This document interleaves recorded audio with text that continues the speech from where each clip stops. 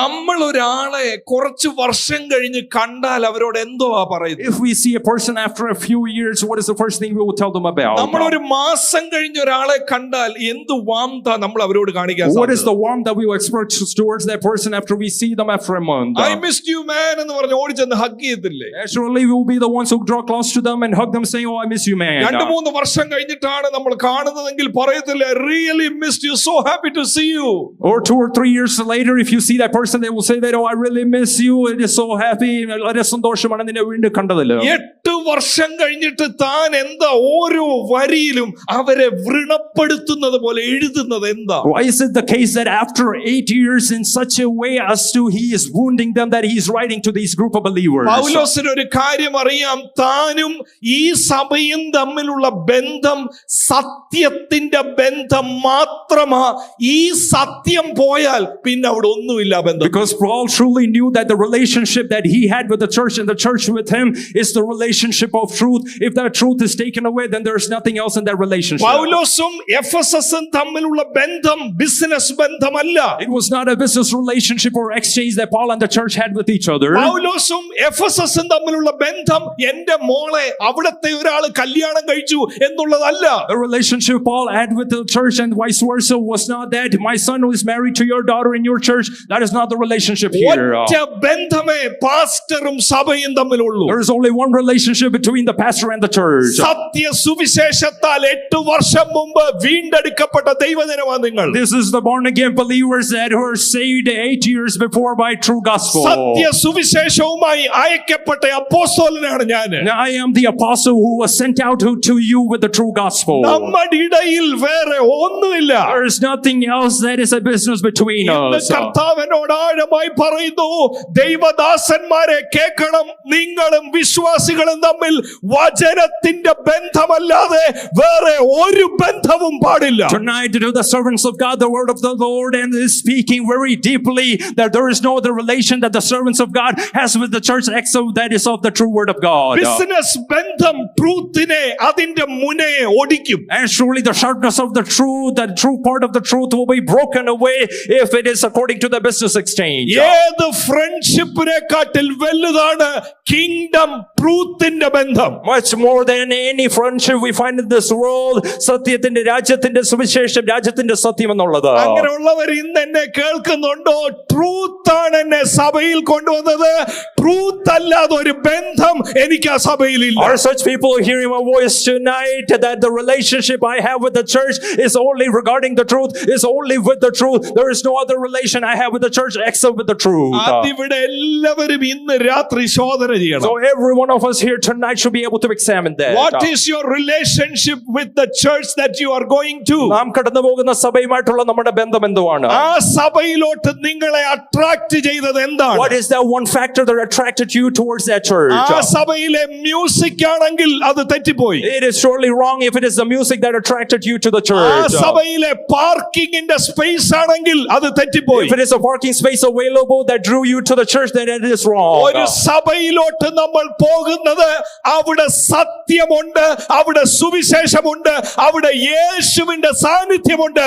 അതുകൊണ്ടാണ് ഞാൻ ആ സഭയിൽ പോകുന്നത്. We are going to a church because there is the truth, there is the gospel, and there is the presence of my Christ. ഇന്നത്തെ ദിവസം പരിശുദ്ധാത്മാവ് ഇന്ന് ഉച്ച കഴിഞ്ഞ് എന്നോട് ഒരു കാര്യം ഇടപെട്ടു. Today afternoon the Holy Spirit dealt with me regarding a matter. ദൈവം ഒരു കാലഘട്ടം നമ്മുടെ ഇടയിൽ തുടങ്ങാൻ The പോവുകയാണ്. Lord is about to start out a season or a time frame in our midst. എന്തോ കാലഘട്ടമാണെന്നറിയാമോ? What is that time frame? Sheep സ്റ്റീലിംഗിന്റെ കാലഘട്ടമല്ല. ആടുകളെ മോഷ്ടിച്ചുകൊണ്ട് പോകുന്ന കാലഘട്ടമല്ല. അതും ഇതും പറഞ്ഞ് എത്ര നാളായി? 15 വർഷം അവിടെ പോകുന്നല്ലേ? ഞങ്ങളുടെ അവിടെ ഒന്ന് വന്ന് നോക്ക്. ഷീപ്പ് സ്റ്റീലിംഗിന്റെ കാലഘട്ടമല്ല. It is not the time where you're starting to canvass saying, "Oh, how many years have you been going here? 15 years. Try out our church." That is not the case that is going to happen from now on. എവിടെങ്കിലും ആടി നിൽക്കുന്നവരെ ബാ, നമ്മുടെ അവിടെ വന്നാലേ പാടാനും ഒക്കെയുള്ള അവസരമുണ്ട്, ബാ. ഇതിന്റെ കാലഘട്ടമല്ല. It is not the time anymore where if there is someone who's singing, "Okay, come here," I will try to canvass and manipulate, saying you have opportunities to sing there. ആടി നിൽക്കുന്നവരെ സെക്രട്ടറി ആക്കാൻ വിളിക്കുന്ന കാലഘട്ടം കഴിയുകയാണ്. And the time where there was a position available to try to bribe people, try to canvass people, there's a secretary position available. That time is about to be over. Sheep സ്റ്റീലിംഗിൽ നിന്നും sheep ഫീഡിംഗിന്റെ ഒരു കാലഘട്ടത്തെ പരിശുദ്ധാത്മാവ് നമ്മുടെ സഭകളിൽ തുടങ്ങാൻ പോകും. Holy Spirit is about to start in our church as a time.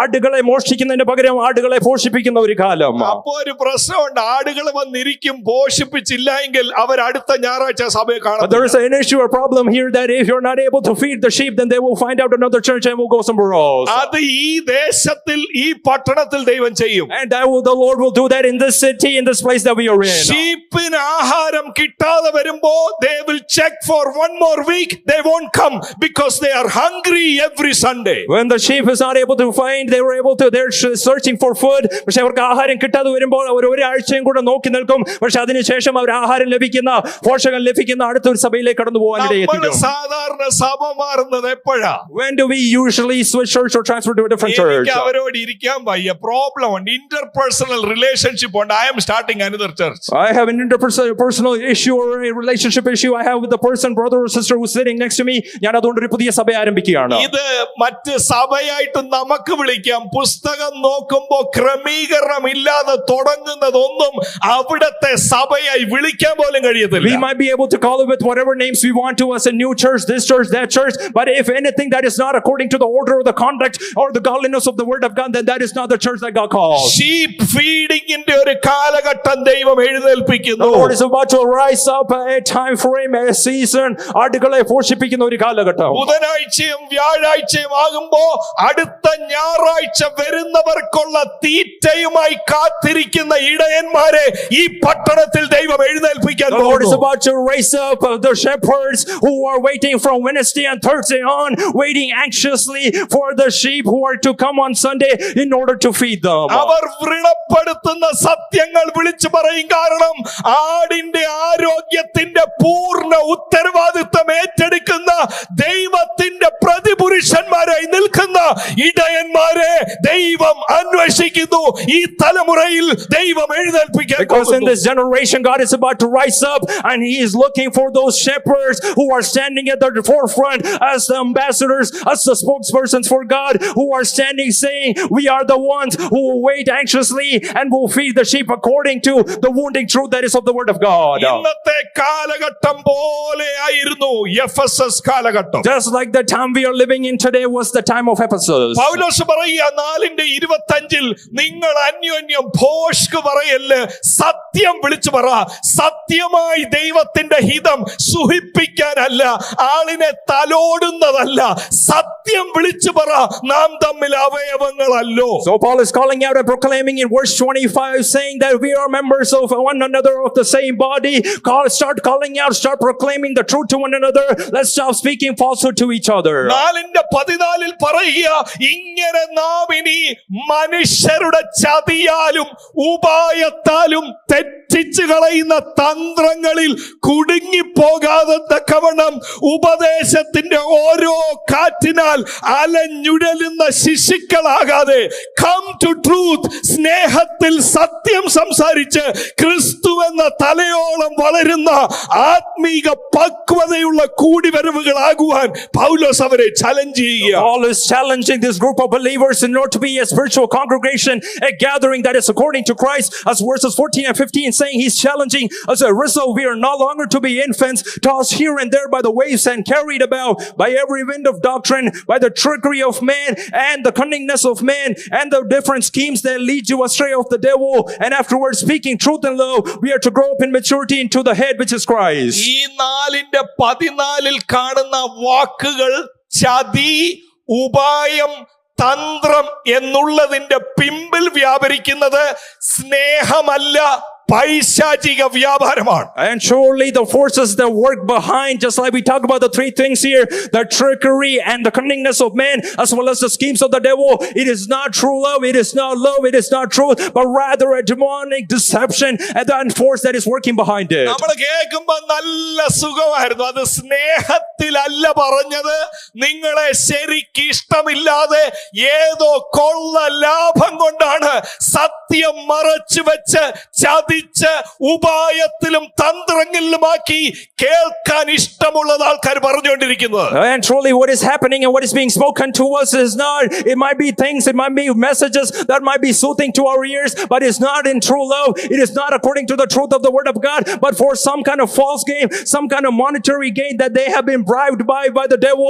Surely they are preaching out things that are soothing to our ears. ഇങ്ങനത്തെ ഒരു കാലം പഴയ നിയമ ഇസ്രായേലിനും ഉണ്ടായിരുന്നു. And there was such a time for such a season in Old Testament Israel as well. ഒരുപാട് വാക്യങ്ങൾ ഉണ്ടെങ്കിലും ഞാൻ ഒരു വാക്യം വായിക്കാം. യെഹെസ്കേൽ 13:6, 7, 19 ഈ വാക്യങ്ങളൊന്ന് ശ്രദ്ധിച്ചേ. There are many verses, yet I only want to read some 3 verses. Ezekiel chapter 13 verses 6, 17 and 19. 8 വർഷം കഴിഞ്ഞ് പൗലോസേ ഇതൊക്കെയാണോ പറയുന്നത്? സ്നേഹമൊന്നും ഇല്ലേ ഞങ്ങളോട്? അതിന് റൂട്ട് താൻ തിരിച്ചറിഞ്ഞത് ഈ പ്രവാചകന്മാരുടെ ഭാഷയിൽ നിന്നുകൊണ്ടാണ്. 8 years later, people might be able to ask Paul, isn't there a message that you can speak from low, that you can give to us, that you can impart to us? But the root of that we find where Paul was inspired by this prophet. ശ്രദ്ധിച്ചു നോക്കിയേ 13:6 അവർ ആരായി? അവർ Who are they? ഈ ദൈവത്തിന്റെ ശബ്ദമല്ലാതെ ശുശ്രൂഷയാണെന്നും പറഞ്ഞ് elder ആണെന്നും പറഞ്ഞ് പിശാചിന്റെ കയ്യിലെ ആയുധമായി അവർ എന്ത് ചെയ്തു? വ്യാജവും കള്ളപ്രശ്നവും ദർശിച്ചിട്ട് യഹോവയുടെ അരുളപ്പാട് എന്ന് അവർ പറയുന്നു. Who are they? They say, they claim they are the voice of God, but they have not received the ministry or such a service or calling from God, yet they are coming and saying they see falsehood and speak lying divination. കൈ ഉയർത്തി വെള്ളമുടുപ്പിട്ട് പറയുക, യഹോവ പറയുന്നു. They're lifting up their hands with the white shirt, white collar shirt, saying the Lord is speaking. പക്ഷേ ദൈവമല്ല ഇതിന്റെ പിമ്പിൽ വ്യാജവും കള്ളപ്രശ്നവും ദർശിച്ചിട്ടാണ് ഈ വാക്കുകൾ പറയുന്നത്. But it is not God who is behind the voice, but rather they're seeing false vision and lying divination, and they're speaking to the people. 7-ാം വാക്യം നോക്കിയേ. ഞാൻ അരുളി ചെയ്യാതിരിക്കെ യഹോവ പറയുക, ദൈവം പറയുക, I did not send them. This words, this mincing words, this soothing words is not my words.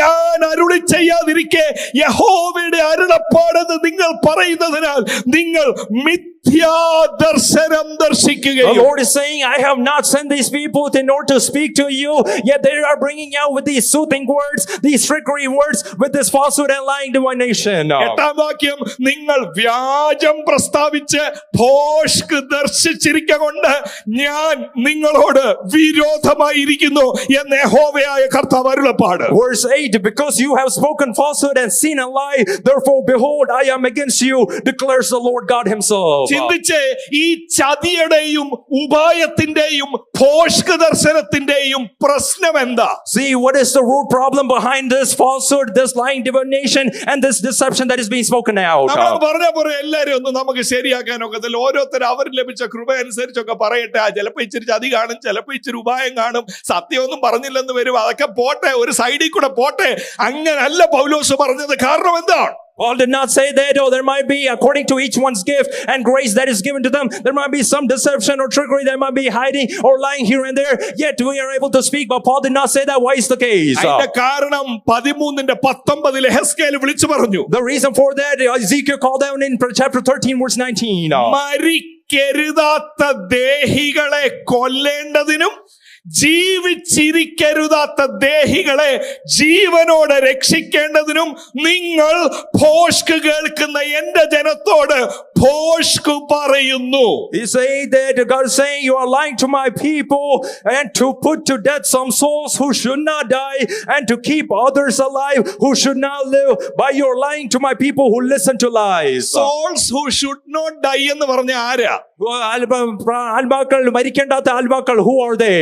Souls who are not supposed to die എന്ന് പറഞ്ഞ ആരാ? ശരിക്കും പറഞ്ഞാൽ മരിക്കേണ്ടാത്ത ഈ ആത്മാക്കൾ, അവർ മരിക്കരുത്. Who are they? Innocent people. They are the innocent, നിഷ്കളങ്കരായ പരമാർത്ഥരായ വ്യക്തികൾ, righteous people. ഈ നീതിമാന്മാരായ മനുഷ്യർ. ഈ ഭോഷ്കും വ്യാജവും കേറിക്കറിഞ്ഞാൽ നീതിമാനെ അവർ കൊല്ലും. If this falsehood and if this all falsehood and deception creep into them, they will kill even the righteous person. ഈ ഭോഷ്കും വഞ്ചനയും വ്യാജവും കേട്ടാൽ protect ചെയ്യുന്നത് ദുഷ്ടന്മാരെ ആയിരിക്കും. If they hear the falsehood and the deception and the lying, all the lies they are speaking, they are protecting the ones who are of unrighteous people. ജീവിച്ചിരിക്കാത്ത ദേഹികളെ our ജീവിപ്പിക്കും. The ones who are not supposed to be alive, they are the ones who speak life into them. ദുഷ്ടന്മാരോട് പറയും, നിനക്കൊരു കുഴപ്പമില്ല, നീ ദൈവത്തിന്റെ കരുണയിലും കൃപയിലും അനുഗ്രഹിക്കപ്പെട്ടവരാ. To the wicked ones, they will say, there is nothing wrong with you, no harm shall come into your life because you are blessed by the grace and mercy of God. വിശുദ്ധിയും വേർപാടും പാലിക്കുന്നവരോട് പറയും,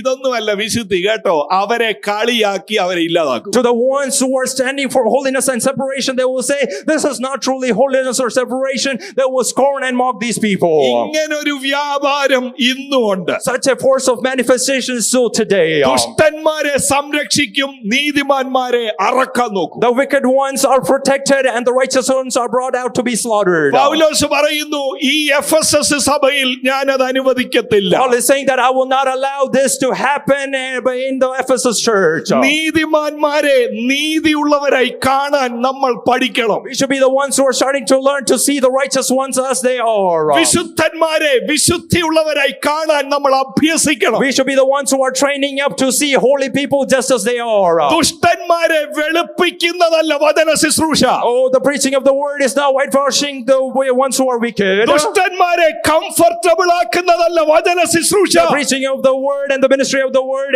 is not making the ones who are wicked comfortable. ദുഷ്ടന്മാരെ comfortable ആക്കാതെ അവൻ ആ റൂമിൽ നിന്ന് എഴുന്നേറ്റ് പോകാൻ തോന്നുന്നതാണ് സത്യമായ ദൈവവചന ശുശ്രൂഷ. The true preaching of the ministry of the word of God is that the wicked one is not able to sit because it is not soothing to them, but rather they're trying to leave the room when they hear the message of God. Real preaching എന്ന് പറഞ്ഞാൽ it will comfort the disturbed and it will disturb the comforted people. And surely the real preaching is the one that will disturb the ones who are in that state, to comfort the disturbed ones and disturb the ones who are comforted in their complacent state. Ephesus സഭ ഒരു പൊത്തുവരുത്തമായ സഭയിലേക്ക് വഴുതിപ്പൊക്കൊണ്ടിരിക്കുക. And sure, the Ephesus church was in a danger where they are slipping away into such a complacent church. അവർക്കിപ്പോ സത്യം വേണ്ട. They do not need truth anymore. ഭോഷ്കിനാൽ അവരെല്ലാം പിടിക്കപ്പെട്ടു. They are all caught up in all falsehood. ഭോഷ്കിന്റെ ആത്മാവ് അവർ കേറി. The spirit of falsehood has crept and entered into them. മനുഷ്യരുടെ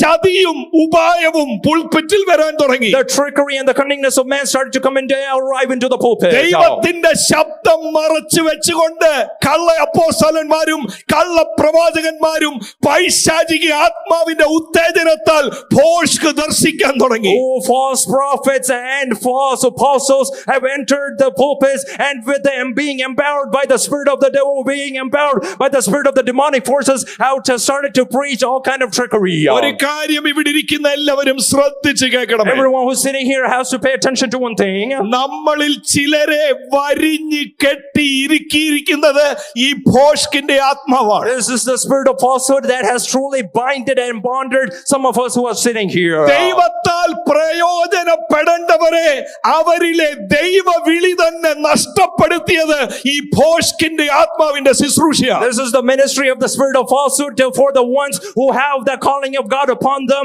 yet for them to not be used, and for them to not be utilized and utilized by God. Surely they are being binded by the spirit of falsehood. നിങ്ങളിൽ ചിലർ സത്യം കേട്ടായിരുന്നെങ്കിൽ Amos പ്രവാചകനെ പോലെ ഈ തലമുറയിൽ എഴുന്നേറ്റ് നിന്നേനെ.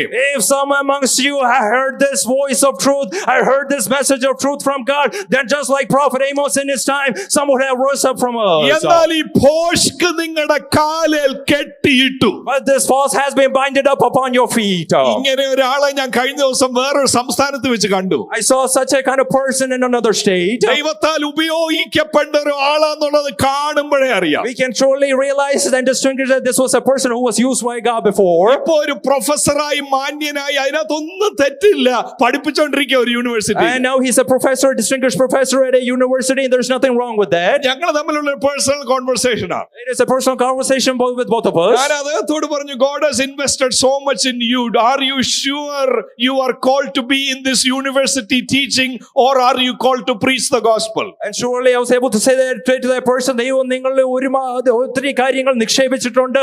നിങ്ങളെ വിളിച്ചിരിക്കുന്ന വിളിക്കൊത്തവണ്ണമാണോ നിങ്ങൾ ഇപ്പോൾ ഈ കോളേജിൽ പഠിപ്പിക്കുന്നത്? കോഫി കയ്യിലുണ്ടായിരുന്നു, അത് താഴെ വെച്ചു. You had a coffee in his hand, he placed it on the table. അല്പസമയം വെയിറ്റ് ചെയ്തിട്ട് എന്നെ നോക്കി പറയും, nobody had asked me this question. And for some moments he waited in silence, and then afterward he said, ആരും എന്നോട് ഈ ചോദ്യം ഇതുവരെ ചോദിച്ചിട്ടില്ല. എല്ലാരും പറയുന്നത് അനുഗ്രഹിക്കപ്പെട്ടു എന്നാ പാസ്റ്ററെ. Everyone will say, Pastor, that I am blessed. എന്നോട് ഈ ഇറിറ്റേഷൻ ഉണ്ടാക്കുന്ന അൺകംഫർട്ടബിൾ ആയിട്ട് തോന്നുന്ന ചോദ്യം എന്നോട് ചോദിച്ചില്ലാരും. None has asked me ever yet this question that makes me irritated and uncomfortable. Are you sure the job that you are doing is God placed, God ordained job in your life? ദൈവം നിയോഗിച്ച, ദൈവം സ്ഥാപിച്ച നിങ്ങളുടെ ജീവിതത്തിൽ ദൈവം വിളിച്ചിരിക്കുന്ന ജോലിയാണോ നിങ്ങൾ ചെയ്യുന്നത്? Are you sure that you are placed by God in the city of Dallas? നിങ്ങൾ ഈ ഡാളസ് പട്ടണത്തിലായിരിക്കുന്നത് ദൈവം നിങ്ങളെ എവിടെ ആക്കി വെച്ചിരിക്കുന്നത് നിങ്ങൾക്ക് ഉറപ്പുണ്ടോ? ദൈവത്താൽ ഉപയോഗിക്കപ്പെടേണ്ടവരെ ഭോഷ്ക് കെട്ടിയിട്ടിരിക്കുന്നത് ഇന്ന് രാത്രിയിൽ വചനത്തിന്റെ ശക്തിയാൽ, വചനത്തിന്റെ സത്യത്താൽ നിങ്ങളിൽ ചിലരുടെ ഹൃദയങ്ങളിൽ ദൈവം സ്വാതന്ത്ര്യം കൽപ്പിക്കുന്ന രാത്രിയാണ്. And surely this will be the night where freedom will be proclaimed by God, where some of us in our midst who have been binded and bonded with their chains of falsehood upon our feet, who should be able to be rising up, lifted up to be used by God. കൂട്ടായ്മയുണ്ട്, മറ്റെല്ലാം പറഞ്ഞു, സ്നാനം ഒഴികെ എല്ലാം പഠിപ്പിച്ചു. And surely everything was taught with fellowship and gathering, except from baptism, everything else was taught. Holy സ്പിരിറ്റിനെ കുറിച്ച് പഠിപ്പിച്ചു. Was taught about Holy Spirit. Second കമ്മിങ്ങിനെ കുറിച്ച് പഠിപ്പിച്ചു. Even about the second coming was taught. പക്ഷേ യേശു കർത്താവിനോട് ചേരുവാൻ സ്നാനപ്പെടണമെന്നുള്ള ആ കാര്യം മാത്രം പറിച്ചു വെച്ചു. That one true fact that in order to be joined, in order to be immersed with Christ, you have to be partaking in water baptism. That one thing was hidden. ഇന്ന് രാത്രി സത്യവചനത്തിലൂടെ കേൾക്കണമേ, ഈ സത്യം നമ്മൾ അറിയുകയും സത്യം നമ്മളെ സ്വതന്ത്രരാക്കുകയും ചെയ്യും. Tonight we have to hear from the word of God, that we have to hear the word of God, and the word, that truth will set us free. പാരമ്പര്യ ബന്ധനങ്ങളിൽ നിന്നും ഈ സത്യവചനം ഇന്ന് രാത്രി നിങ്ങളെ സ്വതന്ത്രരാക്കും. This night, from the bondage of ancestry and noble lineage that we claim, it should be able to, this word of God, this truth should be able to set you free. കള്ള അപ്പോസ്തലന്മാരുടെയും പ്രവാചകന്മാരുടെയും ദൂത് കെട്ടിയിട്ടതിനെ വചനം ഇന്ന് രാത്രിയിൽ ശസ്ത്രക്രിയ നൽകി കെട്ടുപൊട്ടി ഇതിനകത്ത് നിന്ന് നിന്നെ അയക്കും. The word of God is about to release you with a surgical procedure. That where you have been binded with all kinds of falsehood, it is about to be released, and you're about to be set free by the true word of God. ഇതൊരു വ്യക്തമായ കാഴ്ച പോലെയാണ് ദൈവത്തിന്റെ മുമ്പിൽ ഇരുന്നപ്പോൾ എനിക്ക് കാണാൻ സാധിച്ചത്. I was able to hear just like a clear picture while I was meditating in the presence of God. കർത്താവിന് വേണ്ടി ഈ തലമുറയിൽ നിൽക്കേണ്ടവരെ ഉപായത്തിലും വശീകരണ വാക്കുകളിലൂടെയും അവരുടെ കരങ്ങൾ കെട്ടി, അവരുടെ നാവിനെ കെട്ടി, ഈ ഭോഷ്കിനെ ദൈവം രാത്രിയിൽ വചനത്തിന്റെ സ്വാതന്ത്ര്യത്താൽ ഇന്ന് രാത്രി അറുത്തുവിടുന്ന രാത്രിയാണ്. Oh, this is the night by the freedom of the word. The Lord is about to tear away. The Lord is about to break away all the chains that are against the word of God, where falsehood has binded you up and you are unable to see the word of God in its true state. ഒരിടയ്ക്ക് പ്രവചന ദൂത് പറയുന്നവർ എന്റെ മുമ്പിൽ ഇരിപ്പുണ്ട്. പ്രവചന ദൂത് പറഞ്ഞിരുന്നവർ. There were the ones who would proclaim the prophetic voice and prophetic message from God is sitting in front of me.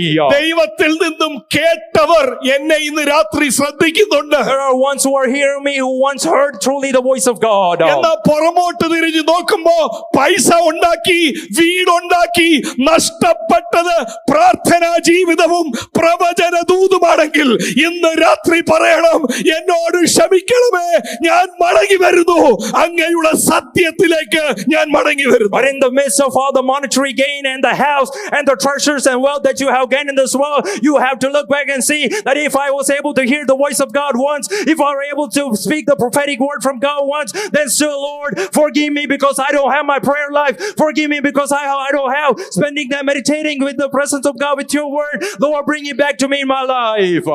1 Timotheos 3:15-16 ഈ വശീകരണവും ചതുവും ഭോഷ്കും നിറഞ്ഞിരിക്കുന്നിടത്ത് പൗലോസ് ദൈവസഭകളുടെ വിളിയെക്കുറിച്ച് പറയുന്നതൊന്ന് ശ്രദ്ധിച്ചു നോക്കി. Let us pay close attention to the calling of God's church that Apostle Paul is talking about in the midst of all the deception and trickery that we find, and in 1 Timothy chapter 3 verses 15 and 16. ശ്രദ്ധിക്കണം, പൗലോസ് സഭ establish ചെയ്തിട്ട് എത്ര നാൾ കഴിഞ്ഞപ്പോഴാണ് എഫേസ്യ ലേഖനം എഴുതിയത്? Pay close attention. After how many years after establishing the church did he write the epistle of Ephesians? Around 8 years. Around 8 years, 8 വർഷത്തിന് എന്തിനെ ശേഷം. കുറിച്ചായിരുന്നു പറയാനുള്ളത്? What did he had to speak about? സത്യം പറയണം, ഭോഷ്ക് മാറ്റണം. Speak truth and take away, escape all the falsehood. കേട്ടൊരാഴ്ച സമർപ്പിച്ച് കാണും. They might have dedicated for about 1 week. Maximum ഒരു മാസം വരെ പോയി കാണും ആ മനസ്താപനം. Maximum for about 1 month they have went with their length for their reconciliation and their restoration of their heart. എഫേസ്യ ലേഖനം എഴുതി കഴിഞ്ഞിട്ട് അടുത്ത 7 വർഷം കൂടെ കഴിഞ്ഞിട്ട് എഫെസസിൽ ഉള്ള പാസ്റ്റർക്ക് എഴുതുന്ന ഈ വാക്യങ്ങൾ ഒന്ന് ശ്രദ്ധിച്ചേ. Pay close attention to these verses that are spoken to the pastor at Ephesus after the 8 years of Paul, and then afterwards 7 years later he's writing to the pastor at Ephesus of Timothy. പിന്നെയും same issue. Then again the same issue is here. ഞാൻ താമസിച്ചാൽ, പൗലോസ് പറയുക, താമസിച്ചാലോ സത്യത്തിന്റെ തൂണും അടിസ്ഥാനവുമായ ജീവനുള്ള ദൈവത്തിന്റെ സഭയാകുന്ന ദേവാലയത്തിൽ നടക്കേണ്ടത് എങ്ങനെയെന്ന് നീ അറിയേണ്ടതിന് ഞാനിതറിയുന്നു. But in case I am delayed, I write so that you will know how one ought to conduct himself in the household of God, which is the church of the living God, the pillar and foundation of the truth. എന്തുവാ സഭ എന്ന് പറയുന്നത്? What is truly the church? ഭോഷ്കിന്റെ തൂണല്ല. It is not the pillar of falsehood. ഭോഷ്കിന്റെ It അടിസ്ഥാനമല്ല. is not the foundation of falsehood. കുറെ കള്ളവും കപടഭക്തിയും ഉള്ളവരെ താങ്ങി നിർത്തുന്നതല്ല ദൈവസഭ. God's churches now, where some people who have all sorts of pretense and hypocrisy are able to be sustained. ആ വാക്ക് നിങ്ങൾ ശ്രദ്ധിച്ചോ? Did you pay attention to the words here? ദൈവസഭയ്ക്ക് ഇവിടെ 2 role ഉണ്ടെന്ന്. There are 2 roles that God's church are placed in. ദൈവസഭയുടെ അടിസ്ഥാനം ഈ തൂണ്, അതിന്റെ മേലിലാണ് ദൈവത്തിന്റെ സത്യം ഇരിക്കുന്നത്. The foundation and the pillar, upon that is the truth of God being placed. ദൈവസഭയുടെ അടിസ്ഥാനം സത്യമല്ല, യേശുവ ദൈവസഭയുടെ അടിസ്ഥാനം. The true foundation or the true foundation of the church, true base of the church is not it's not truth, but it's Christ Jesus himself. സത്യത്തിന്റെ അടിസ്ഥാനം ദൈവസഭയാണ്. The foundation of the truth is God's church. സത്യത്തിന്റെ തൂണ് ദൈവസഭയാണ്. The pillar of truth is God's church. സഭ എന്ന് പറഞ്ഞാൽ എന്താണ്? What is truly the church? ആരെയാണ് ഇത് താങ്ങി നിർത്തേണ്ടത്? Who should be able to be sustained by the church? ആരാണ് ഈ സഭയുടെ അടിസ്ഥാനത്തിന്റെ മേൽ പണിയപ്പെടേണ്ടത്? Who should be built upon truly the foundation of the church? ഇന്ന് പൈസ മതി, എന്തും കാണിച്ചാൽ ഈ സഭ ഇങ്ങനെ തൂണായിട്ട് താങ്ങിക്കോളും. We just need the monetary gains and money. Whatever you do, you are able to sustain the church. എന്തിനാ താങ്ങുന്ന കാര്യം പറയുന്ന? പ്രസംഗം വേണോ? ലക്ഷക്കണക്കിന് രൂപ അയച്ചു കൊടുത്താൽ മതി. വേണേ ജനറൽ കൺവെൻഷൻ അതിന്റെ പ്രധാന സ്പോട്ടിൽ പ്രസംഗിക്കാനും. And not just standing as a pillar of truth, but also if you are able to go spend a lot of money, you are able to get a good position to speak at the general convention. സത്യത്തിന്റെ തൂണും അടിസ്ഥാനവുമായ ജീവനുള്ള ദൈവത്തിന്റെ സഭ. Church of the living God, the pillar and the foundation of truth. Truth is being supported and protected by the true church of God. യഥാർത്ഥമായ ദൈവസഭ, ജീവനുള്ള സഭയാൽ ദൈവത്തിന്റെ സത്യം അടിസ്ഥാനവും ആ തൂണുമാൽ ഇത് സംരക്ഷിക്കപ്പെട്ടുകൊണ്ടിരിക്കുന്നു. നമ്മളായിരിക്കുന്ന ലോക്കൽ ചർച്ചിന്റെ ഉദ്ദേശം എന്താ? What is the purpose of the local church we are a part of? സത്യത്തിന്റെ അടിസ്ഥാനം. It is the foundation of the truth. സത്യത്തിന്റെ തൂണ്. The pillar of the truth. ഒരാള് സഭയിലോട്ട് കയറി വരുമ്പോഴേ ഇവിടെ സത്യം, ഇവിടെ സത്യത്തിന്റെ ആത്മാവുണ്ട്, ഇവിടെ സത്യവചനമുണ്ട്, ഇവിടെ സത്യ ആരാധനയുണ്ട്, ഇവിടെ സത്യത്താൽ രൂപപ്പെട്ട ഒരു കൂട്ടർ ഇവിടെയുണ്ട്. If someone is entering into the God's church, they should be able to see that there is truth here, there is true word, there is true worship, and there's a true group of believers who have been shaped and molded by the truth. സത്യവചനം പ്രസംഗിക്കാത്തത് എന്തിന്റെ തൂണാ? What is the pillar where we understand the reason behind as to why the true word is not being preached? ആരാധനയാക്കുന്നത് എന്താ? What is truly making a worship a worship?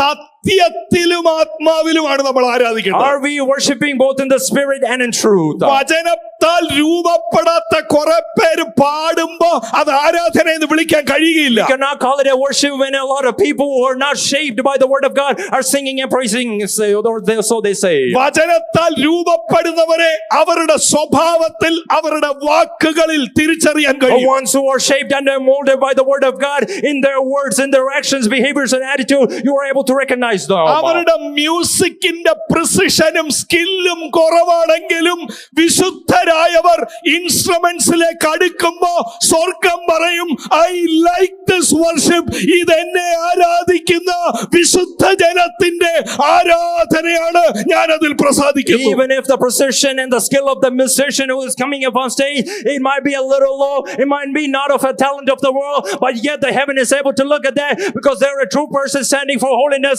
in the true state of the word of God, and God will say, I am pleased with this worship that this person is giving to me. സത്യവചനം യഥാർത്ഥമായി പ്രസംഗിക്കുന്ന ഒരു pulpit സഭയിലുണ്ടെങ്കിൽ അത് സത്യത്തിന്റെ തൂണാണ്, സത്യത്തിന്റെ അടിസ്ഥാനമാണ്. If there is a pulpit in the church where the true word of God is being preached according to the truth, which is the foundation and the pillar, then surely that church is being established on the truth. എന്നാൽ സത്യം മറച്ചുവെച്ച് അന്യോന്യമുള്ള പ്രശ്നം, വൈരാഗ്യം, ഈർഷ്യ, പിണക്കം ഇതൊന്നും address ചെയ്യാതെ ദൈവത്തിന് നിന്നെ കുറിച്ച് ഒരു പദ്ധതി ഉണ്ടെന്ന് പറയുമ്പോ അത് സത്യത്തിന്റെ തൂണല്ല, അത് ഭോഷ്കിന്റെ തൂണാണ്. We have to realize by hiding all the other facts that there is interpersonal issues, there is noise, there is jealousy, there is strife, there is contention, all sort of issue in the church. By hiding all the fact and saying God is going to use you, God has a great purpose, that is not the pillar of truth, that is the pillar of falsehood. അത് കണ്ടോ, സത്യത്തിന്റെ തൂണും അടിസ്ഥാനവുമായ ജീവനുള്ള ദൈവത്തിന്റെ സഭയെന്ന് എടുത്തു പറയാൻ കാര്യം എന്താ? What is the reason he is specifically emphasizing saying this is the church of the living God, the pillar and the foundation of truth? സഭ എന്നുള്ളത് ചിലര് ചിന്തിക്കുന്നത് വസ്തു വാങ്ങിക്കാൻ ഏറ്റവും കൂടുതൽ dollar മുടക്കിയവരുടെയാണ് സഭയെന്ന. Some people are assuming that church is the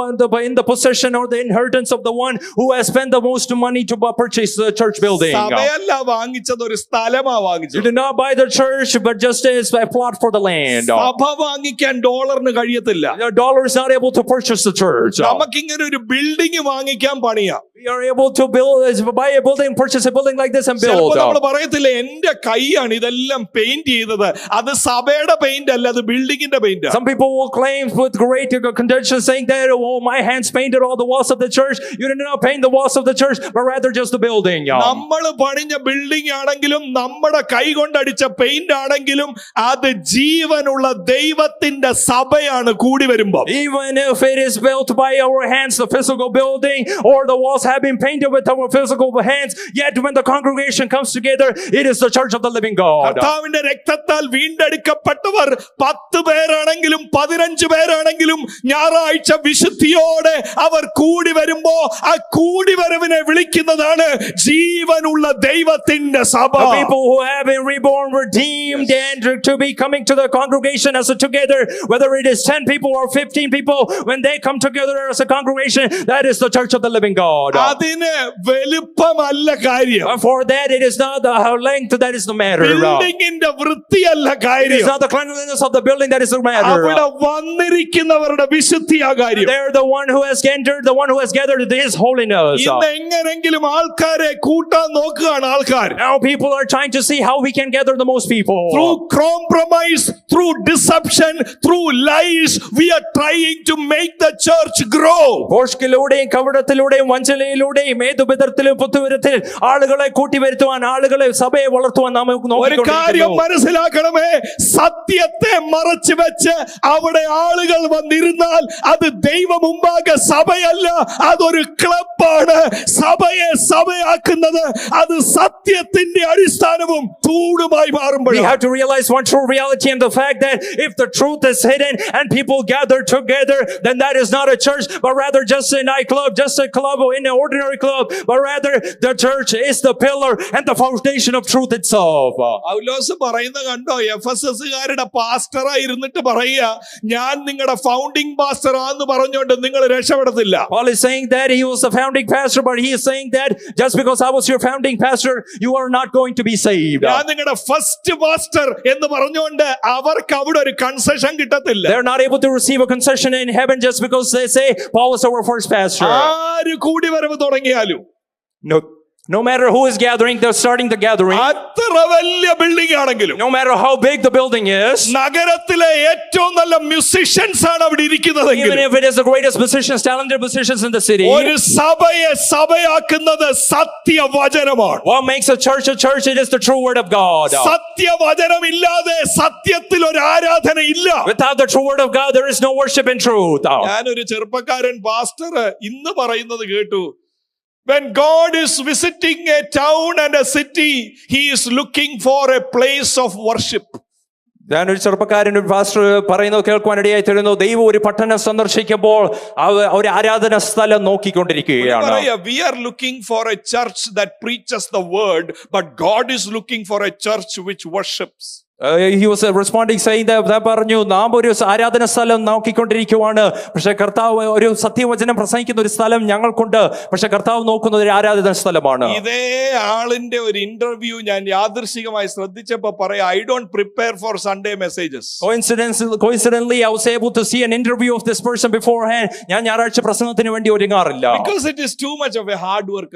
അതൊരു ഭയങ്കര ഒരു ബുദ്ധിമുട്ടുള്ള ഒരു വേലയായിട്ടാണ് അതിനെ കാണുന്നത്. ഒരു വിചിത്രമായ വസ്ത്രവും ലോകക്കാർ പോലും ലജ്ജിക്കുന്ന രീതിയിലുള്ള ഒരു ഉടുപ്പ് ഇട്ടുകൊണ്ട് വന്ന് ദൈവ സാന്നിധ്യമാണെന്ന് പറഞ്ഞാൽ അത് ഭോഷ്കിന്റെ ആത്മാവിനാൽ സത്യവചനത്തെ മറച്ചു വെച്ച് ഒരു കൂട്ടം ആൾക്കാരെ കളിപ്പിക്കുന്ന അന്ത്യകാലത്തിന്റെ ലക്ഷണമാണ്. It is a sign of the end times who were wearing something that is not appropriate to God's presence for the holy God, wearing as he chooses fit and coming before the people of God and saying, I have the true message of God, then that is not the truth, but rather it is a falsehood that is trying to cheat people. ഒരാൾ ഞായറാഴ്ച ദൈവസഭയിൽ വരുന്നത് പത്രത്തിലെ വാർത്ത കേൾക്കാനല്ല. Some people are not coming, someone is not coming to the church to hear the news of the city that has happened the week. അവിടുത്തെ പാസ്റ്ററിന്റെ stylistic ഡ്രസ്സും തലമുടിയും കാണാനല്ല ദൈവജനം അവിടെ ചർച്ച വരുന്നത്. People are not entering into the church to see the stylistic dress or the hairstyle that is of the pastor. നമ്മൾ അന്യോന്യം കാണുവാനല്ല ചർച്ച വരുന്നത്. We are not coming to the church so we can look at each other as well. നാട്ടിൽ പോയപ്പോ ഒരു ചുരിദാർ കൊണ്ടുവന്ന് എപ്പോഴാ ഇനി ഒന്ന് ഇടുന്ന അന്ന കൺവെൻഷൻ ഉണ്ട്. There's a cloth I received from India when I came here.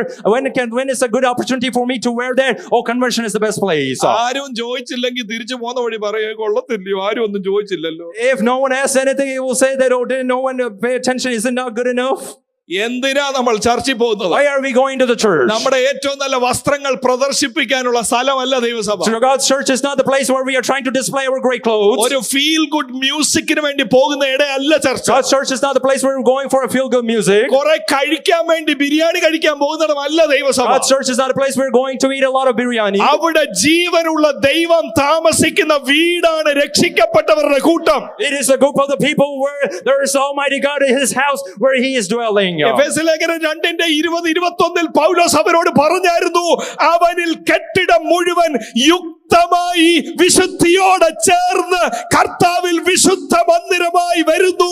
അത് വിശുദ്ധിയുടെ, സത്യത്തിന്റെ, സുവിശേഷത്തിന്റെ, വീണ്ടെടുപ്പിന്റെ ഒരു കൂട്ടത്തിലാണ് വിശുദ്ധനായ ദൈവം, ജീവനുള്ള ദൈവം. ഓരോ പ്രാവശ്യവും സഭ കൂടി വരുമ്പോ അതിന്റെ നടുവിലൂടെ നടക്കുന്ന ദൈവം. Each and every time the Lord is going back and forth in the midst of a group of people, in the midst of the congregation, where a holy group of people standing for the true faith, for the true gospel, for the holiness and separation are coming together, just like Paul speaks here. വെളിപ്പാട് പുസ്തകത്തിൽ കണ്ടില്ലേ, 7 നക്ഷത്രം വലങ്കയിൽ പിടിച്ചിട്ട് 7 നിലവിളക്കുകളുടെ നടുവിലൂടെ നടക്കുന്ന ജീവനുള്ള ദൈവത്തിന്റെ ദർശനം ഇന്ന് രാത്രി നമ്മൾ പ്രാപിക്കണം. This night we should be able to receive that revelation, just like we read in the book of the Revelation, the one who has the 7 stars and who is walking amongst the 7 lampstands. ആ വിശുദ്ധനായ ദൈവത്തിന് നമ്മളോടുള്ള ബന്ധം സത്യത്തിന്റെ ബന്ധമാ. അത് ബിസിനസിന്റെ ബന്ധമല്ല, അത് സൗന്ദര്യത്തിന്റെ ബന്ധമല്ല, അത് വേറെ ഒന്നിന്റെയും ബന്ധമല്ല, അത് ടൈത്തിന്റെ ബന്ധമല്ല. വിശുദ്ധനായ ദൈവത്തിന് നമ്മളോടുള്ള ബന്ധം വിശുദ്ധിയുടെ ഒരു ബന്ധമാണ്. The relationship God has with the church, it is not a business relationship, it is not a tithe relationship, it is not any other monetary relationship, but it is the relationship of truth, it is the relationship of holiness. നമ്മൾ ചിലപ്പം വാസ്തവം പറഞ്ഞാൽ, ഇപ്പൊ ഇന്നലെ ഞാൻ ഓർപ്പിച്ചല്ലോ, പൗലോസ് എങ്ങനെയായിരിക്കും പൗലോസ് ഈ വസ്ത്രത്തിന്റെ കാര്യമൊക്കെ പറഞ്ഞത് അല്ലേ? Truly, just like a reminder, I was able to think, just like we talked about yesterday, how was Paul able to present all these matters regarding the modest dress and everything? കാരണം അതൊരു personal choice അല്ലേ ഒരാടെ. Because isn't it a personal choice of a person? പക്ഷേ പൗലോസ് 1 തിമോത്തിയോസ് 2:8-9 വാക്യത്തിൽ പറയല്ലേ, your dressing it should be modest, യോഗ്യമാവണ്ണം വേണം.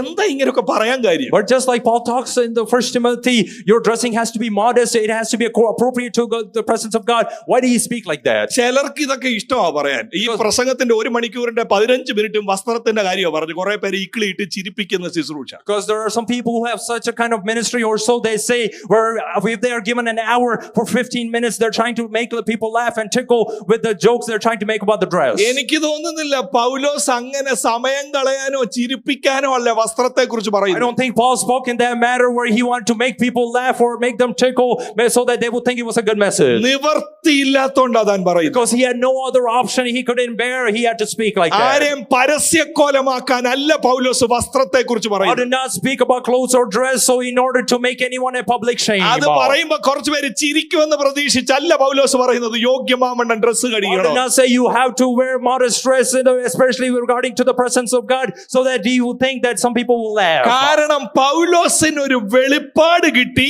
ആ വെളിപ്പാട് 1 തിമോത്തിയോസ് 3:16 എഴുതിയിട്ടുണ്ട്. Because Paul received a revelation, and that revelation he wrote in Timothy 3:16. സഭ സത്യത്തിന്റെ തൂണും അടിസ്ഥാനവുമാണെന്ന് പറഞ്ഞിട്ട് 16-ാമത്തെ വാക്യത്തിൽ ഇപ്രകാരമാ പറയുന്നത്. Paul is saying that the church of the living God is the pillar and foundation of truth, and then in verse 16 he's saying, അവൻ ജഡത്തിൽ വെളിപ്പെട്ടു, he who was revealed in the flesh, ആത്മാവിൽ നീതീകരിക്കപ്പെട്ടു, vindicated in the spirit, ദൂതന്മാർക്ക് പ്രത്യക്ഷനായി, revealed to the angels, ജാതികളുടെ ഇടയിൽ പ്രസംഗിക്കപ്പെട്ടു, proclaimed and preached among the nations, ലോകത്തിൽ വിശ്വസിക്കപ്പെട്ടു, believed on in the world, തേജസ്സിൽ എടുക്കപ്പെട്ടു, taken on up in glory. കേൾക്കണം, എന്നിങ്ങനെ ദൈവഭക്തിയുടെ മർമ്മം സമ്മതമണ്ണം വലിയതാകുന്നു. And along with that he's saying in such a way, by common confession, great is the mystery of godliness. ആ വാക്ക് കണ്ടോ, great is the mystery of godliness.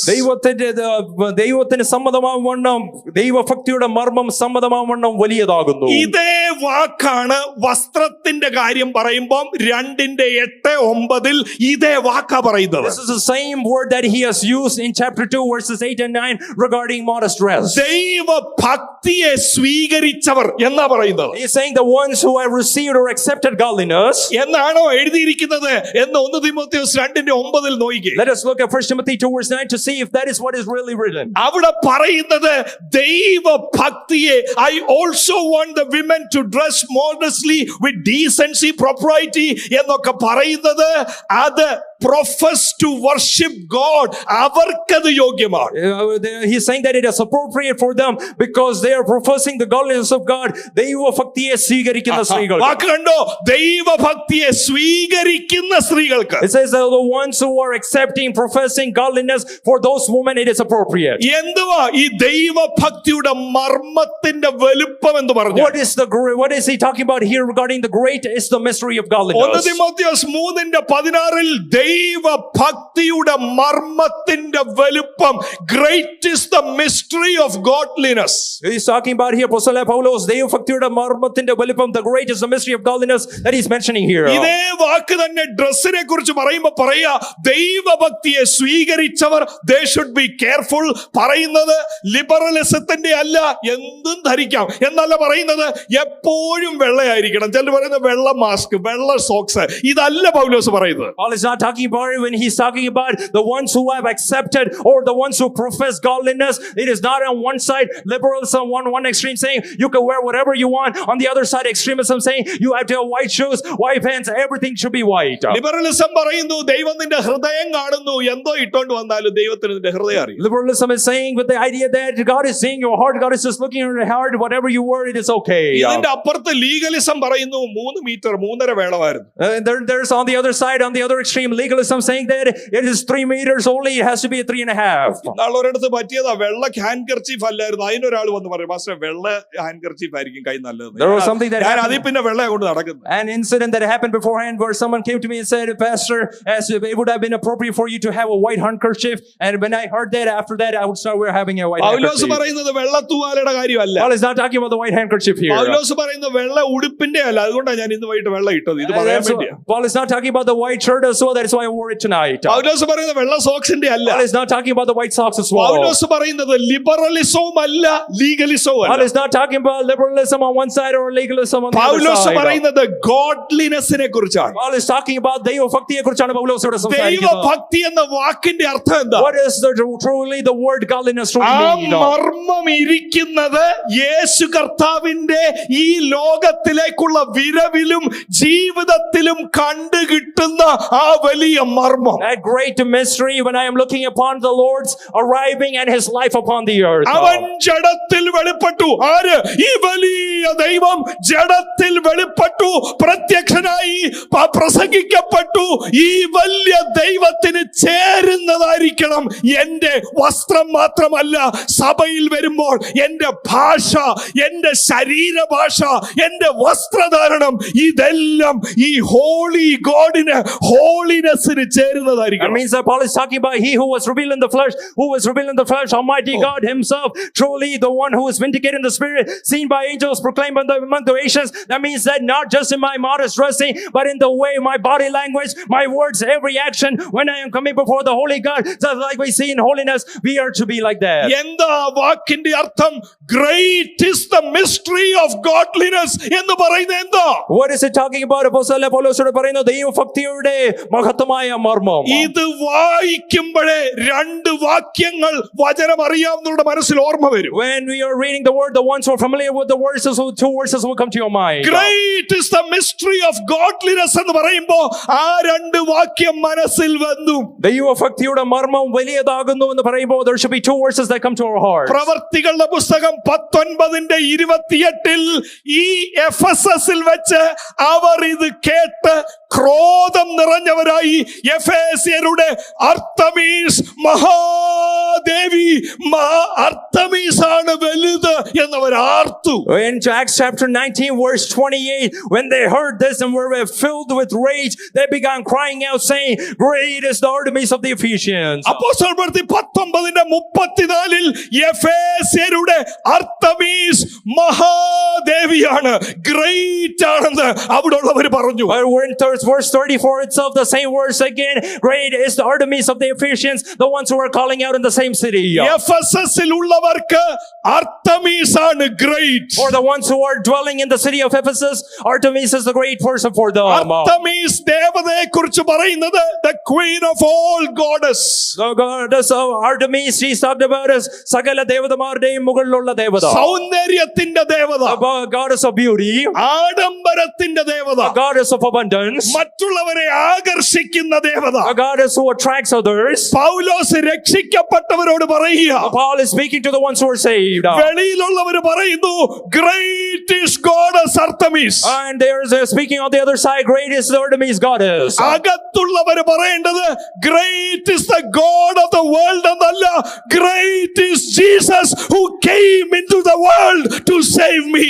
To the ones who are inside, they are not proclaiming saying, ഈ ലോകത്തിലെ ഞങ്ങളുടെ പ്രഭു, ഞങ്ങളുടെ ദൈവം വലിയവൻ, പകരമായിട്ട് എനിക്ക് വേണ്ടി എന്റെ സ്വന്തം ജീവൻ ഏൽപ്പിച്ചു തന്ന എന്റെ കർത്താവായ യേശു ക്രിസ്തു വലിയവൻ. ആരാ നമുക്ക് വലുത്? Who is great for us? നമ്മൾ പലപ്പോഴും ഡ്രസ് ചെയ്യാനോ ഈ മുഖമൊക്കെ ഒരുക്കാനോ നോക്കുന്നത് ലോകം വലുതായി കാണുന്നതിനെ പോലെ ആയി തീരാൻ അറിയാതെ വിളിച്ച് പറയല്ലേ, great is the God of Artemis. Many times, why are we dressing up so much? Are we calling out saying that we love the goddess of the world? Great is Artemis. എഫെസസിനെ കുറിച്ച് പഠിക്കുന്നവര് പറയുക, അവിടെ ഉള്ള ഒരു ചിന്താധാരയായിരുന്നു വസ്ത്രം ധരിക്കുമ്പോൾ ആൾക്കാരെ നമ്മളിലേക്ക് ആകർഷിക്കുന്ന തരത്തിൽ വസ്ത്രത്തിന്റെ നീളം കുറച്ചും വസ്ത്രത്തിന്റെ വിലുപ്പം ആ വില കൊണ്ടും ആൾക്കാരെ ശ്രദ്ധിപ്പിക്കണം. The ones who are studying the church of Ephesus and the city, they're saying it is a one train of thought that the people had there, that we have to attract the people to our land, gather people to our land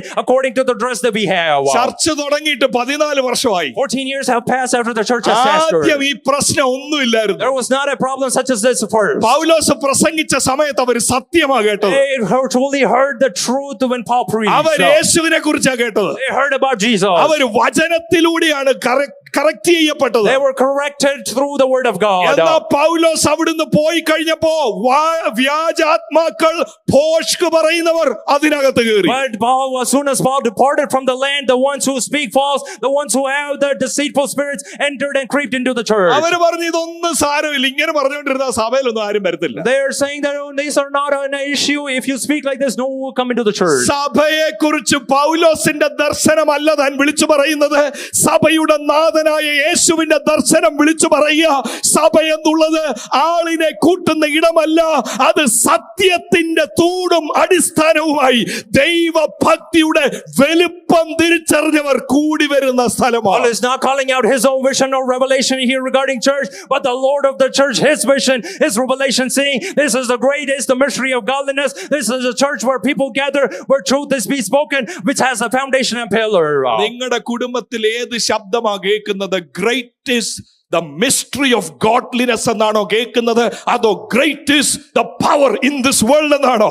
നമ്മുടെ കുടുംബത്തിൽ, in our house, what voice is being heard?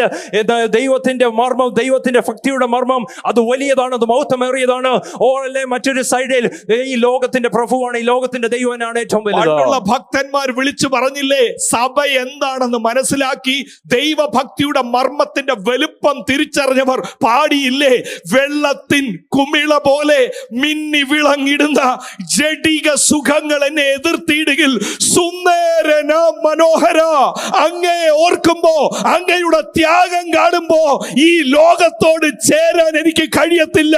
അങ്ങയുടെ സൗന്ദര്യം, അങ്ങയുടെ സ്വഭാവം എന്നെ ആകർഷിക്കുന്നു. That's why the saints who heard the voice of God, Jesus. they sang saying that just like the bubbles that appear and that pop out quickly in this world, so are the treasures and the pleasures and the beauty that we find in this world. Because Lord, my beloved, when I look at you, when I see your beauty, when I see your radiance, none of this world matters to me. അതുകൊണ്ടല്ലേ ഭക്തയായ വനിത യേശുവിനെ നോക്കി ഇറങ്ങിയാൾ പാടിയത്, ലോകത്തിൻ ബാലത കോമളത്വം, വസ്തു വകകൾ, പൊൻനാണയങ്ങൾ, സ്ഥാനങ്ങൾ, മാനങ്ങൾ ഇതൊന്നുമല്ല എന്റെ പ്രിയനോടുള്ള വാസമാണ്.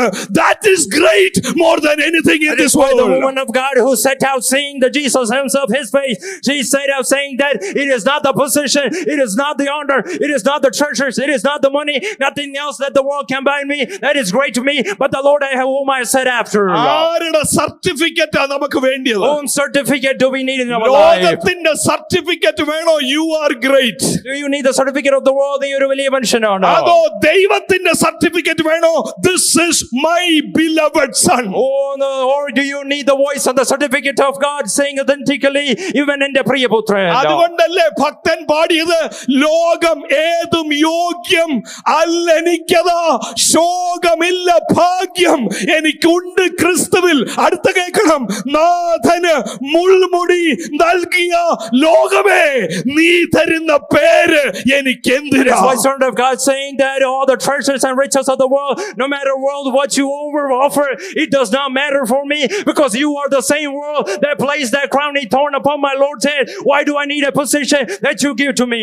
Great is the mystery of godliness എന്ന് പറഞ്ഞത് സഭയിലുള്ളവരെ തിരിച്ചറിയണം. ഇത് അർത്തമീസിനെക്കാട്ടി ഗ്രേറ്റ് ആണ് യേശുവിന്റെ വചനങ്ങൾ. When it is talking about, Paul is talking about great is the mystery of godliness, we have to realize more than God is certificates of this world. This is much greater. He is much greater. ഇന്ന് നമ്മൾ കാണുന്ന സെലിബ്രിറ്റികളെ കാട്ടി വലുതാണ് ഈ ദൈവപുത്രൻ മനുഷ്യന്റെ വേഷത്തിൽ ഇറങ്ങി വന്ന് ക്രൂശിന്മേൽ മരിച്ച യേശുവാണോ നിങ്ങളുടെ hero? Oh, is Jesus your hero? Who is much greater than all the celebrities we can find in this world? Who gave himself for me? Who came unto this world as in the incarnate of man, surely to die for me on that cross? യേശുവിന്റെ admirer ആണോ എന്നുള്ളതല്ല ചോദ്യം. Are you imitating Jesus, his attitude, his world view in your life? നമ്മുടെ ജീവിതത്തെ കർത്താവിന്റെ fan ആണോ എന്നുള്ളതല്ല, കർത്താവിനെ പിൻഗമിക്കുന്നു, കർത്താവിന്റെ വാക്ക്, കർത്താവിന്റെ ശബ്ദം, കർത്താവിന്റെ ഭാവത്തിനനുസരിച്ച് എന്റെ ജീവിതം രൂപാന്തരപ്പെടുന്നുവോ?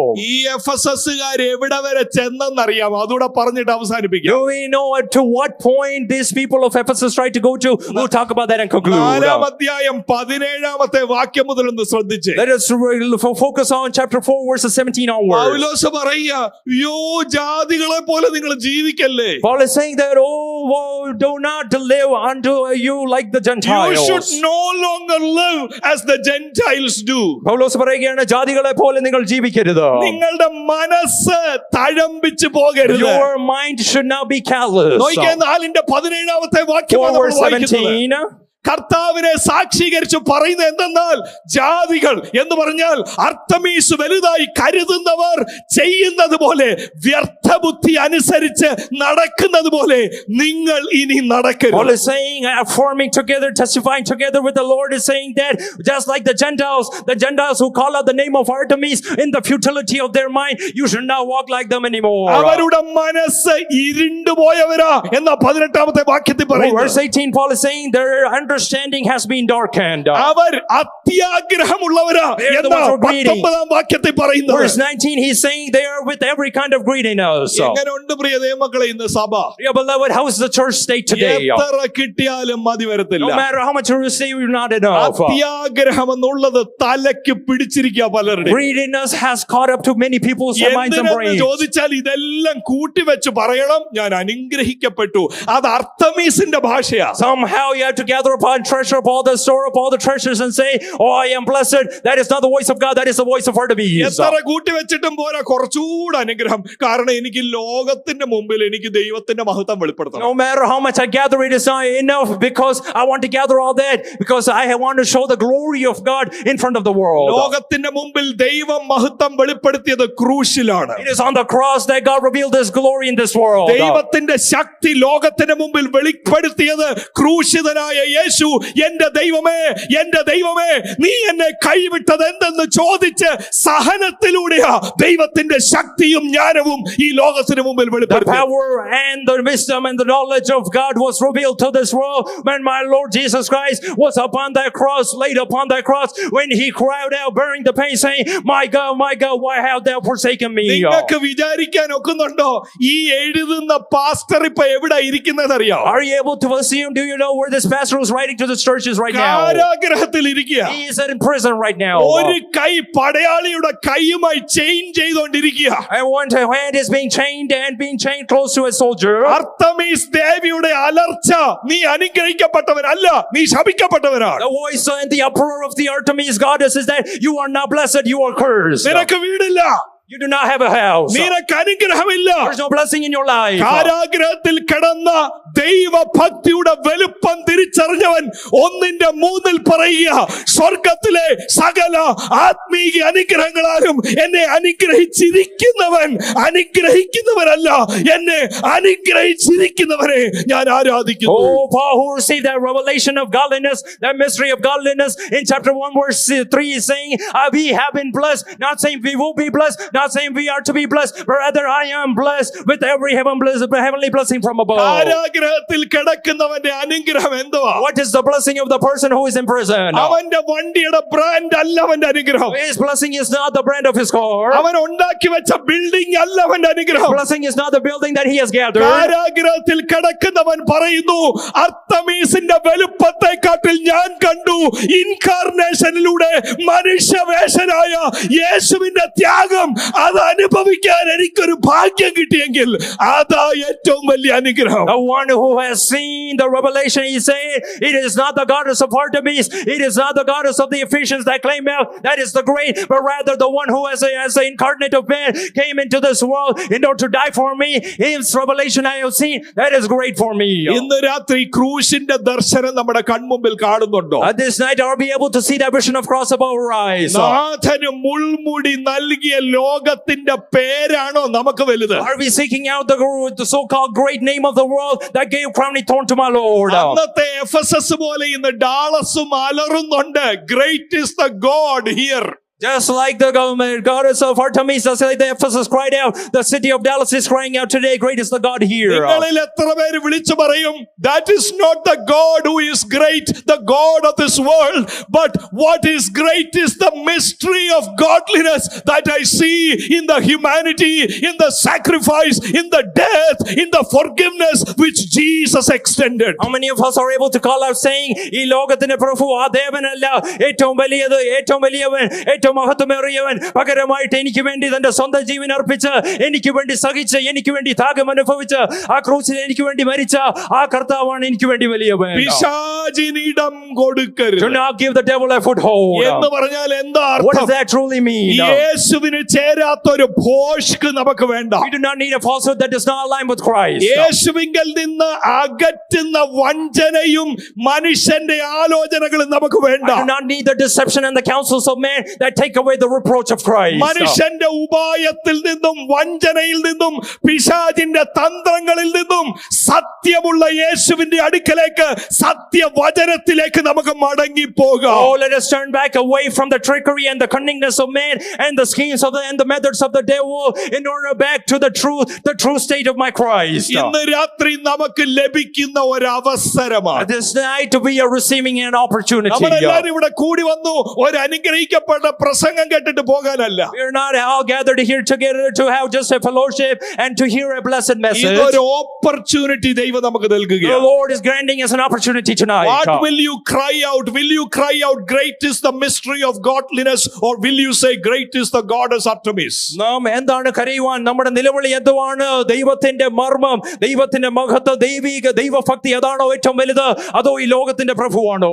ഈ സത്യത്തിന്റെ തൂണാകാൻ നിങ്ങളിൽ ചിലരെ ദൈവം അന്വേഷിക്കുന്നു. The Lord is seeking out certain amongst you in order to be that pillar of truth. മിണ്ടാതിരിക്കാനല്ല, വരുന്ന ദിവസങ്ങളിൽ സത്യത്തിന്റെ തൂണായി ഈ സത്യത്തെ നിങ്ങളുടെ ജീവിതം കൊണ്ടൊന്ന് പ്രദർശിപ്പിക്കാൻ ഇതിനകത്തിരിക്കുന്ന നിങ്ങളിൽ ചിലരെ ദൈവം അന്വേഷിക്കുന്നു. God is seeking out certain people who are sitting here right now, not to be silent, but with our lives to display that pillar of truth to the world. Be prepared. ദുഷ്ടന്മാരെ വിശുദ്ധരും വിശുദ്ധരെ ദുഷ്ടന്മാരും ആക്കുന്ന ഒരു കാലത്താണ് നമ്മൾ Be ജീവിക്കുന്നത്. prepared, because this is the time where the wicked ones are counted as righteous and the righteous ones are counted as wicked. വിശുദ്ധിക്കും വേർപാടിനും വേണ്ടി ജീവിക്കുമ്പോൾ ചിലപ്പം ഒറ്റപ്പെടുത്തലുകൾ And ഉണ്ടാകും. holiness and separation is your life, and you stand for that holiness and separation, your life might be as isolated. വേദികൾ നഷ്ടപ്പെടും. Oh, your names might be gone. ഫ്രണ്ട്ഷിപ്പുകൾ കുറയും. Oh, your friendships might be diminished. ആൾക്കാർ പലതും പറഞ്ഞ് പരത്താൻ നോക്കും. People might try to gossip and say all sort of things against you. അപ്പോൾ പ്രാർത്ഥനാ മുറിയിൽ കയറി കാണണം ക്രൂശിതനായ യേശുവിന്റെ മുഖം.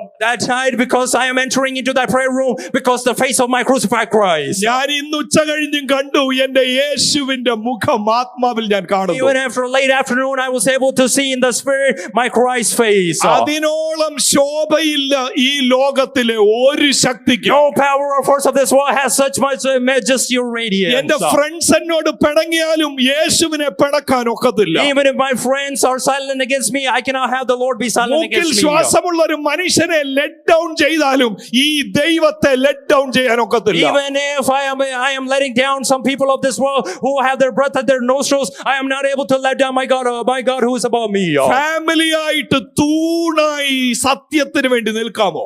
Are you able to stand together as a family for the pillar of truth? നിങ്ങൾ ഫാമിലിയായിട്ട് സത്യത്തിന് ഒരു തൂണ് കൊടുക്കാൻ തയ്യാറാണോ? You as a pillar of truth, are you able to, as a family, you are able to give that pillar of truth? നിങ്ങളുടെ കുടുംബത്തോട് അടുത്ത് വരുമ്പം ആൾക്കാർക്ക് അസ്വസ്ഥതപ്പെടുത്തുന്ന രീതിയിൽ വിശുദ്ധിയുടെ ഒരു ശോഭ വരുത്താൻ തയ്യാറാണോ? Are you ready and prepared that when people are coming in and being encountering with your life, with your family, they're being disturbed by the radiance and the glory that is upon your life? ഇവിടെ ശ്രദ്ധിക്കേണ്ട ഒരു കാര്യമേ ഉള്ളൂ, സ്നേഹത്തിൽ വേണം ഈ സത്യം ജീവിക്കാൻ. There is one thing that we have to pay close attention to here. One thing only, you have to live this life of truth in love. ഞാൻ വിശുദ്ധനാണെന്നുള്ള അഹങ്കാരമല്ല വരേണ്ടത്, വിശുദ്ധനായ യേശുവിനെ കണ്ട് വിശുദ്ധിയോടെ ജീവിപ്പാൻ എനിക്ക് കൃപ ലഭിക്കുന്നു എന്ന താഴ്മയും സ്നേഹത്തിൽ സത്യം It's സംസാരിച്ചുകൊണ്ട്. not the self-justification and righteous and sort of arrogance saying, I am the Holy One, but rather because I have seen my Holy Lord, because I have seen my Holy Christ, I am able to live in that holiness because He granted to me, and I am able to speak that truth in love. നമ്മളൊരു പാട്ടുപാടി കർത്താവിനെ ആരാധിക്കും. വിശുദ്ധിയെ തികച്ചു നാം ഒരുങ്ങി നിൽക്ക എന്നുള്ള പാട്ടുപാടി We are ആരാധിക്കും. the ones who sing praises and worship God with that song we are familiar with. Let us fulfill our holiness. Let us finish our race of holiness and wait upon the Lord. എന്നാൽ അതിനു മുമ്പായി But before that, ഈ സത്യവചനത്തിന്റെ മുമ്പിൽ ഞാൻ എന്നെയും എന്റെ കുടുംബത്തെയും മനുഷ്യർ പറഞ്ഞ ഭോഷ്കിൽ നിന്നും തിരിഞ്ഞ് സത്യം അന്വേഷിക്കാൻ, സത്യം അനുസരിക്കാൻ സമർപ്പിക്കുന്നു എന്ന് പറയുന്നവർക്ക് ഒരവസരം തരുവാൻ വേണ്ടി ഞാൻ ആഗ്രഹിക്കുക. I'm about to grant you an opportunity. I'm trying with my desire to give you an opportunity. The ones who are desiring, I with my family are planning to stand together for this pillar of truth as the truth holding family to be sustained away from the deception and the cunning state of man and the schemes of the devil. As a family, we will proclaim great is the mystery of godliness. കുടുംബസമേതമായിട്ട് ഞാനും എന്റെ കുടുംബവും ഞങ്ങൾ വിളിച്ചു പറയും ദൈവത്തിന്റെ ദൈവഭക്തി അത് സമ്മതമാം വർണ്ണം വലിയ ഞാനും മർമ്മമാണ്. എന്റെ കുടുംബവും സത്യം അന്വേഷിക്കാനും അനുസരിക്കുവാനും സമർപ്പിക്കുന്നു. Me and my family, we are pledging, we are taking that decision to seek out and to live that life of truth. നമ്മുടെ കണ്ണുകളെ നമുക്ക് ദൈവസന്നിധിയിൽ അടയ്ക്കാം. Let us close our eyes before the presence of God. പാട്ടുകാര് പോകട്ടെ, പാട്ടുകാര് mic എടുക്കട്ടെ, അത് നോക്കിയിരിക്കാതെ ഒരു നിമിഷം നമ്മളെ തന്നെ ദൈവകരങ്ങളിൽ ഏൽപ്പിച്ചു Whatever is കൊടുക്കാം. happening behind the stage, let it pass. Let it not be our worry, but let us submit ourselves before the God for a ഈ moment. സത്യവചനത്തിന്റെ മുമ്പിൽ ക്രമീകരിക്കാൻ ഇനിയും എനിക്ക് മേഖലയുണ്ട്, എന്നാൽ സത്യത്തിന്റെ മുമ്പിൽ ഞാൻ സമർപ്പിക്കുന്നു എന്ന് പറയുന്നവർ മാത്രം അതാത് സ്ഥാനങ്ങളിൽ കരങ്ങളൊന്ന് ഉയർത്തണം. In our positions, let us lift our hands only if you're saying that I still have to correct my life with truth. I want to live my life in truth and holiness. എല്ലാവരുമല്ല, തിരുത്തൽ എനിക്ക് വേണമെന്ന് പറയുന്നവർ മാത്രം. Not everybody, only the ones who are truly taking the decision. I want that correction in my ഞാൻ life. ഭോഷ്ക് വിശ്വസിച്ചു പോയി ഇടയ്ക്ക്. I believed in some way, in some kind of falsehood. അനുഗ്രഹത്തെ കുറിച്ച് ഭൗതിക കാഴ്ചപ്പാട് എന്നിൽ വന്നുപോയി. There was a physical, material thought and revelation that I thought I had regarding blessing. വിദ്യാഭ്യാസത്തെ കുറിച്ച് പല ഭോഷ്കുകളും ഞാൻ വിശ്വസിച്ചു പോയി. I trusted and believed in many falsehoods regarding education. എന്നാൽ ദൈവമുമ്പാകെ വലുത് കാണുവാൻ ഞാൻ എന്നെ സമർപ്പിക്കുന്നു. But I submit myself to see what is great before the presence of God. അങ്ങനെയുള്ളവർ കൈ നല്ലതായിട്ടൊന്ന് ഉയർത്തിപ്പിടിക്കണം. Everyone who's making that decision, you lift your hands. കർത്താവേ, ഉയർത്തപ്പെട്ട കരങ്ങളിൽ ദൈവം പിടിക്കണമേ. Oh Lord, hold the hands that have been lifted up high. സത്യത്തിന്റെ ആത്മാവേ ഈ ഹോളിൽ വ്യാപരിക്കണമേ. Oh, let the spirit of truth be manifested in this hall. സത്യത്തിന്റെ തൂണുകളായി തലമുറയിൽ മാറുവാൻ ദൈവം അവരുടെ കരങ്ങളിൽ പിടിക്കണമേ. Lord, you hold their hands so they can be the pillar of truth in this generation. പിശാചിന്റെ കളവുകളെ ഇന്ന് രാത്രി ദൈവം അറുത്തു മാറ്റണമേ. Lord, break away and tear away the chains of the devil upon people's lives. സത്യത്താൽ ഇന്ന് കുടുംബങ്ങളിൽ സ്വാതന്ത്ര്യം ദൈവം കൽപ്പിക്കണമേ. Lord, command freedom upon people's lives with truth. Glory to God, glory to God, glory to God. ഈ സാന്നിധ്യം, ദൈവ സാന്നിധ്യത്തിൽ കരങ്ങളെ അടിച്ച് സത്യത്തിന്റെ ആത്മാവേ, സത്യത്തിന്റെ ആത്മാവേ എന്നിലേക്ക് വിരണമേ, എന്റെ കുഞ്ഞുങ്ങളിലേക്ക് വരണമേ, എന്റെ കുടുംബങ്ങളിലേക്ക് വരണമേ. Hallelujah. Glory to God, glory to God, glory to God. പിശാച് കെട്ടിയിട്ടിരിക്കുന്ന കള്ളങ്ങൾ യേശുവിന്റെ നാമത്തിൽ ഇന്ന് രാത്രി തകരട്ടെ. Also binded by the devil in the name of Jesus, we are releasing and breaking those bonds. നിനക്ക് സംസാരിക്കാൻ കഴിയത്തില്ല എന്ന് പറഞ്ഞ പിശാചിന്റെ കള്ളങ്ങൾ മാറി നിന്നെ അഗ്നികഷ്ണമാക്കി ദൈവം ഇന്ന് രാത്രി എഴുന്നേൽപ്പിക്കട്ടെ. Where the devil has said you cannot speak, you will not speak, the Lord is about to change your name, and tonight the one miracle is about to happen. നിന്നെ കൊണ്ട് ചെയ്യാൻ കഴിയത്തില്ല എന്ന് പറഞ്ഞതിനെ ഇന്ന് സത്യത്തിന്റെ ആത്മാവിനാൽ അഭിഷേകത്തോടെ ദൈവം നിന്നെ എഴുന്നേൽപ്പിക്കുന്നു. What you said it is not possible with you, by the truth the Lord is about to lift you up. ദൈവം ഓർപ്പിക്കുന്നത് കൊണ്ട് ഒരു കാര്യം ഞാൻ അവസാനമായി പറയാം. What the Lord is reminding me, I want to say as the final thing. Don't believe the lie of the devil. പിശാചിന്റെ ഫോഷ്ക്ക് നാം വിശ്വസിക്കരുത്. നിന്നെ കൊണ്ട് ശുശ്രൂഷ ചെയ്യാൻ ഒക്കത്തില്ല, അത് മിടുക്കന്മാരുടെ പണിയാ എന്ന് പറഞ്ഞ പിശാചിന്റെ കള്ളത്തെ ദൈവം ഇന്ന് രാത്രി ഭോഷന്മാരെ അന്വേഷിക്കുന്നു. ഇതിനകത്ത് ഭോഷന്മാരുണ്ടോ? നിന്റെ അധരങ്ങളിൽ ദൈവത്തിന്റെ വചനം അഗ്നിയായി കത്തിച്ച് ഈ തലമുറയിൽ ദൈവത്തിന് നിന്നെ ഉപയോഗിക്കാനുണ്ട്. This night are you believing the lies of the devil? Tear it away. Jesus. Do not say I am not to be used by God, because it is for the schools who want, but rather as a fool. If you come to the presence of God, the Lord wants to use you. ബ്രോക്കണായ family, dysfunctional families ശ്രദ്ധിക്കണം. Oh, the ones who are broken, the families who are broken, dysfunctional families, pay attention. പിശാചിന്റെ ഒരു കള്ളമുണ്ട്. Oh, there is a falsehood of the devil. God cannot use broken vessels. തകർന്ന ഉപകരണങ്ങളെ ദൈവത്തിന് ഉപയോഗിക്കുവാൻ കഴിയത്തില്ല. ഞാൻ എന്റെ ജീവിതം മുഴുവൻ കണ്ടൊരു യാഥാർത്ഥ്യമുണ്ട്. There is a true reality I have seen all my life. God is not looking for perfect vessels. ദൈവം സമ്പൂർണ്ണരായ ചില ഉപകരണങ്ങളെ പാത്രങ്ങളെ അല്ല നോക്കുന്നത്. He is looking for broken vessels. തകർന്ന പാത്രങ്ങളെ ഉപകരണങ്ങളെയാണ് എന്റെ ദൈവം ഒരു നോക്കുന്നത്. മോശയെ പോലെ എന്നെ അല്ല വേറെ ആരെങ്കിലും വിട്ടോ. You are the person whom God is choosing tonight. Just like a foolish person, if you say not me, send somebody else. God is looking for you alone. പൗലോസിന്റെ മനസ്സിൽ വലിയ അപകർഷതാ ബോധമായിരുന്നു. I have persecuted the church. I am the worst of all sinners. സ്വർഗം പറഞ്ഞു, അതാണോ നിന്റെ മനോഭാവം? എന്നെ കൊണ്ട് ഒക്കത്തില്ലെന്നുള്ളതാണോ നിന്റെ മനോഭാവം? നിന്നെയാണ് എനിക്ക് ആവശ്യം. Paul had an attitude and a reservation and going back saying, I am the one who persecuted the church. I cannot do this ministry. But the Lord said, if that is your voice, then surely I want to use you who are thinking foolishly. പത്രോസിനെ ഒരു നിമിഷം ഒന്ന് ചിന്തിച്ചു നോക്കിയേ. 3 പ്രാവശ്യം തള്ളിപ്പറഞ്ഞ പത്രോസിനോട് പിശാച് മന്ത്രിച്ചു കാണും, നീ ഇനി ഒരു സാധാരണ വിശ്വാസിയായിട്ട് ഇവിടെ ഇരുന്നോ? സ്വർഗത്തിന്റെ സത്യം എന്താണെന്നറിയാമോ? ബ്രോക്കൺ ആയിട്ടുള്ള പീറ്ററെ, നിന്നെ പെന്തക്കോസ്ത് ദിവസം അഭിഷേകത്തോടെ ദൂതുമായി ദൈവം എഴുന്നേൽപ്പിച്ചു നിർത്താൻ Oh, പോവുകയാണ്. look at Peter who say, I have denied Christ 3 times. Devil might have murmured in his ear saying, you will just be an ordinary believer. But Peter, is that the case? On the day of the Pentecost, the Lord used him to build the church with that first preaching. വിശുദ്ധിക്ക് ദൈവത്തിന് compromise ഇല്ല. There is no compromise with my God for holiness. എന്നാൽ ദൈവം നോക്കുന്നു available വെസൽസിനെ. But the Lord is looking for those available vessels. ഉള്ളത് അതുപോലെ ദൈവത്തിന്റെ കയ്യിലോട്ട് കൊടുത്തു. Yes, as I am, whatever state I'm in, to give it to my God. ഇതാ ഞാൻ എന്നെ പണിയാമെങ്കിൽ ദൈവമേ പണിയണമേ. Lord, here I am. If you're out to build me, build me. ഈ തലമുറയിൽ സത്യത്തിന്റെ തൂണായി എന്നെ നിർത്താൻ അങ്ങേക്ക് പദ്ധതി ഉണ്ടെങ്കിൽ ഇതാ ഞാൻ എന്നെ തന്നെ In ഏൽപ്പിച്ചു this തരുന്നു. generation, Lord, if you have a plan to have me stand as the pillar of truth, Lord, here I am submitting myself before ഈ you. പ്രാർത്ഥനയോടെ വേണം ഈ convention കഴിഞ്ഞതിനകത്തുനിന്ന് പോകാവൂ. With this prayer, only you have to go out from this convention meeting. എല്ലാവർക്കും ഒരു നിമിഷം എഴുന്നേറ്റ് നിന്ന് ആ സഭ ദീർഘവർഷങ്ങളായി പാടുന്ന ഒരു പാട്ടുണ്ട്. വിശുദ്ധിയെ തികച്ചു നാം ഒരുങ്ങി നിൽക്കാം, പ്രിയൻ വരുവതിൻ താമസം ഇനി ഏറെയില്ല. Oh, let us stand together and sing the song, Perfecting Holiness. Our Lord is coming near.